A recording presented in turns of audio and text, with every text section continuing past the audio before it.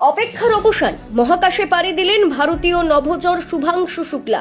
ভারতীয় সময় ঠিক 12:01 অন্তরিক্ষে পাড়ি দিল অ্যাক্সিওম 4। তাদের গন্তব্য আন্তর্জাতিক মহাকাশ স্টেশন। সেখানে আপাতত তারা থাকবেন, বিভিন্ন পরীক্ষা নিরীক্ষা চালাবেন। নাসা এবং ইসরোর যৌথ উদ্যোগে দলটি এই কাজ করবে। শুভাংশু ভারতের নিজস্ব স্পেস মিশন গগনযানের ভিত্তিপ্রস্তর স্থাপন করবেন এই অভিযানের মাধ্যমে। স্পেসএক্সের তৈরি ড্রাগন মহাকাশ যানে চেপেই আমেরিকার ফ্লোরিডা থেকে আন্তর্জাতিক মহাকাশ কেন্দ্রের উদ্দেশ্যে রওনা দিলেন শুভাংশু সহ 4 মহাকাশচারী।